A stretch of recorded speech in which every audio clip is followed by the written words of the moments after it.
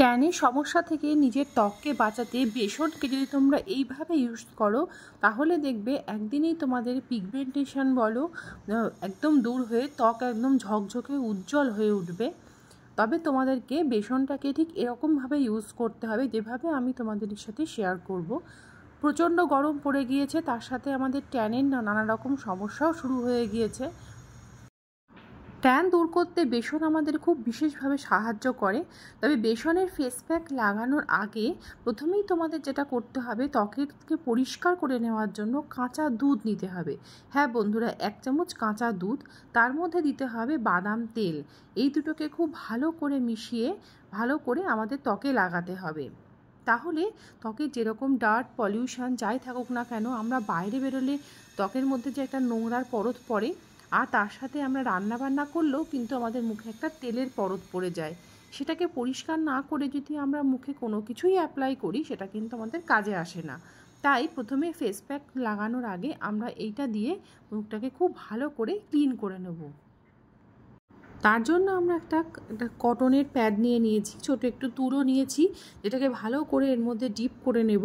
নিয়ে পুরো মুখে খুব ভালো করে এটাকে ঘষে ঘষে লাগাবো এবং তাতে মুখের যত রকম পলিউশনের নোংরা থাকবে, ধুলো বালি যা থাকবে সেটা একদম পরিষ্কার করে দেবে।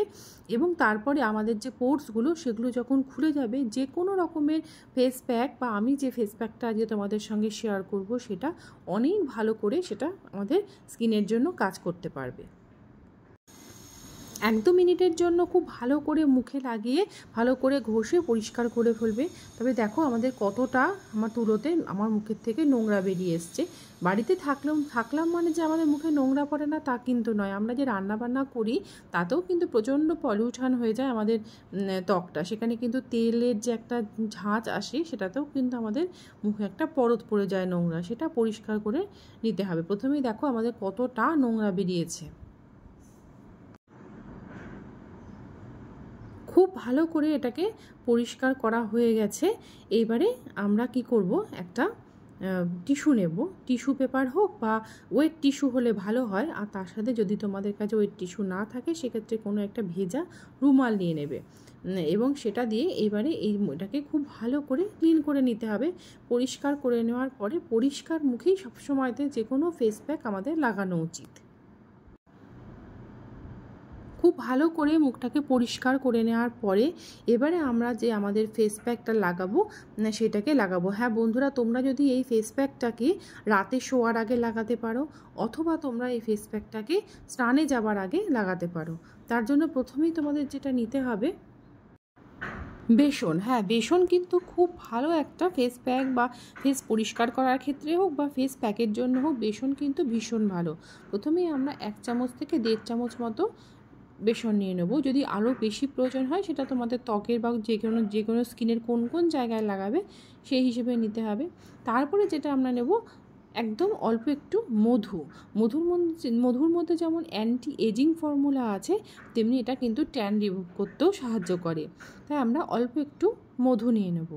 আর তারপরে আমরা যেটা নেব সেটা হচ্ছে অল্প একটু টক দই।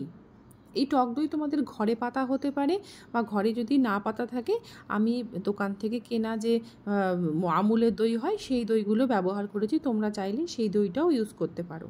তবে এই 2 চামচ দই নিয়ে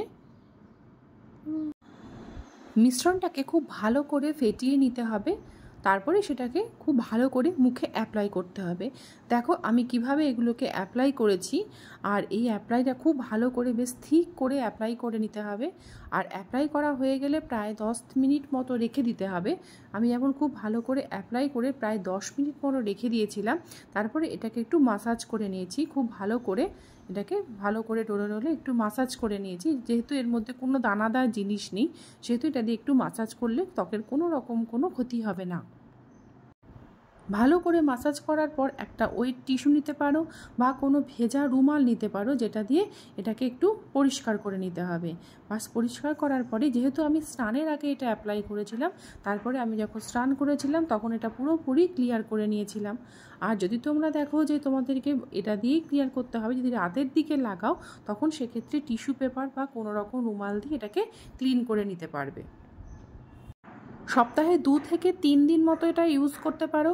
বা রোদ্দুর থেকে যখনই বাইরে আসবে ইনস্ট্যান্ট যে ট্যানটা পড়ে সেটাও কিন্তু খুব ভালো এটা দিয়ে রিমুভ হয়ে যায়।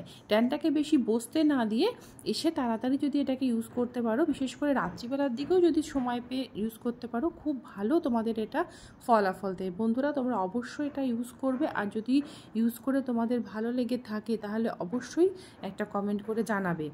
আর দেখো আমি এটা ক্লিন করার পর মুখ কেমন পরিষ্কার লাগছে দেখতে, সমস্ত রকম ধুলোবালি ময়লা পরিষ্কার হয়ে ত্বক হয়ে উঠবে উজ্জ্বল ঝকঝকে তকতকে একদম। যাই হোক, আজকের ভিডিওটা তোমাদের যদি ভালো লেগে থাকে অবশ্যই একটা লাইক কমেন্ট আর অবশ্যই একটু সাবস্ক্রাইব করে আমার পাশে থেকো। আজকের মতো চলি, দেখা হবে আবার নতুন কোনো ভিডিওতে নতুন কোনোভাবে। আজকের মতো যাই, বাই বাই।